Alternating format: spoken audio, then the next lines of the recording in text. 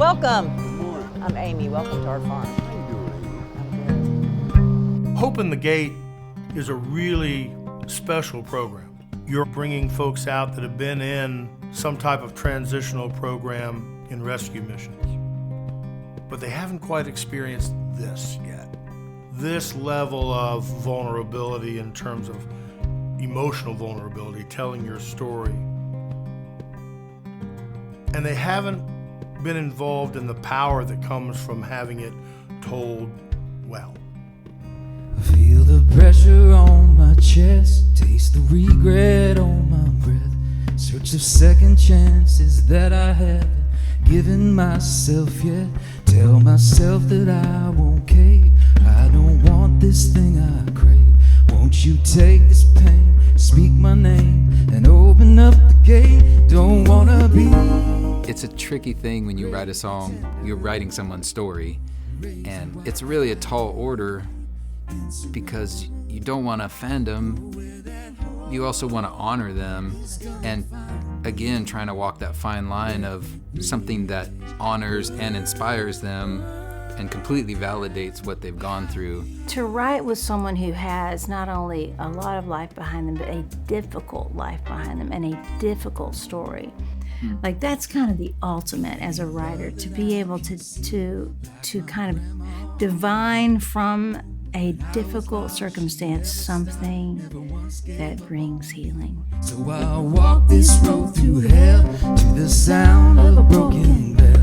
Oh, help me, Jesus, help me, please. I can't do this by myself. Don't wanna be the great pretender. Waving white flag in surrender. Go where that hope is gonna find me. Let that bridge burn down behind me.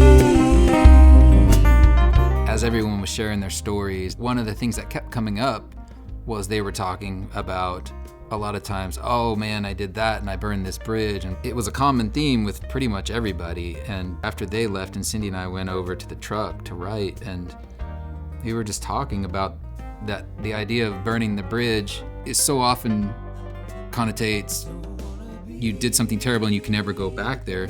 But the truth of the matter is, they don't want to go back there. And so we talked about, well, what if we flip it and make burning the bridge be a good thing? I mean, because it means your only option is to go forward and make progress and not be pulled back into the old way of living.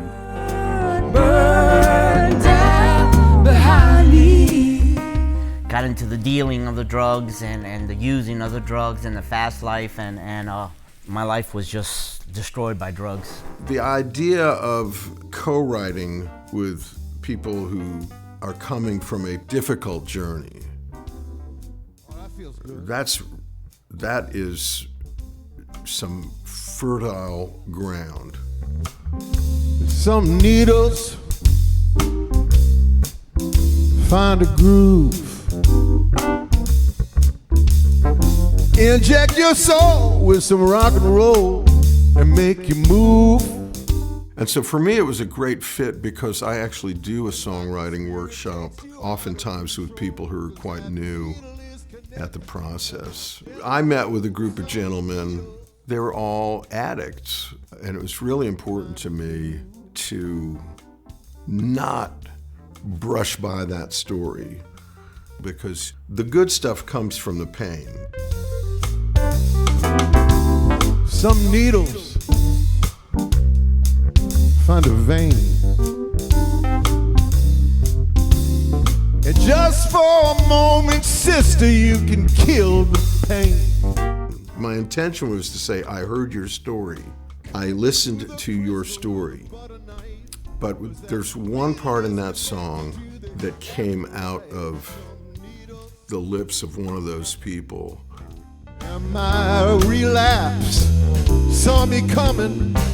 And it's the bridge says, my relapse saw me coming. Dear Lord, this guy's a songwriter. So that's that. Being able to tell somebody's story in a song is the most powerful way, I think, because you have a lot of tools. You have words, you have melody, you have groove, and you have structure. I think from a therapeutic value, especially when you're hurting, especially when you're dealing with trauma, being able to tell your story inside a structure is safe. They're willing to tell you more of themselves and more of their story, and maybe even take a risk in telling you things because of the structure of a song. They feel safe. It's like a house that's well built. I opened up a lot too since I've been here. Like just in this little bit of time, like I had never talked to anybody like about what's been going on with me, you know what I'm saying, what's going on in my past. So that was definitely a big step. It was almost scary, to be honest with you. So yeah. Dear me, I wrote you this letter hoping someday you will see and believe that no matter what you've been through, you're everything you need to be. Take what I say to heart and make your brand new start. Dear me, love me. It was really great timing for me in the last couple of years to be involved with these programs, because as a songwriter, I needed to finally go, why am I doing this again? And have an answer that was worth it. Don't listen to the past, 'cause it ain't even half the girl you were or the woman you are now. God knows you're strong and brave, and they can't take that away if love's the only thing your heart allows. But dear me. A couple of the women from the first weekend retreat came back and worked. I remember one woman specifically, Deborah. She had this whole different walk, this whole different assertiveness. Yeah, and it was so amazing. If I wouldn't have turned my life toward Christ, I wouldn't be doing none of this. I wouldn't be standing right here. You know, it's wonderful. I don't beat myself up. I just thank God that I had the opportunity to turn it around, you know. All of the women from the first retreat that came back to the next retreat, it was like they were different people. It was like they were transformed. And which they say, when you feel heard, when you feel like someone heard you and someone validated your experience, it is life-changing. And I saw that in their faces. Brought hope, healing, mercy, and love, and they praised him as he went from town to town. Some followed closely and some followed far. Oh, and others only tried to shut him down. But what makes Hope in the Gate special, and what makes the farm special, is that it is an intense moment of coming to terms with your story and turning it from a story that you thought was your worst moment into realizing that it can be your best.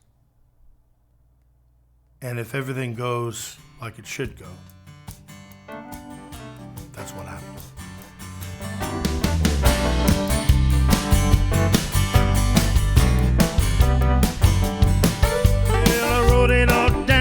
Tattoos on my arm, wrote it all down with scars on my skin. Wrote it all down, trying to love somebody. Wrote it all down, getting hurt again. But that's not the end of my story. That's not where the period goes. That's not the end of my story. That's something God only knows. God knows. That's not the end of my story. It's the end of my regrets. That's not the end of my story. There's a lot more living yet. Yeah, yeah, yeah.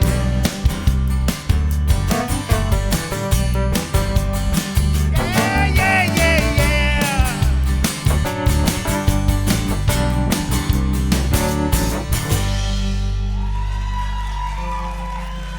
Thank you, gang. Have a great night.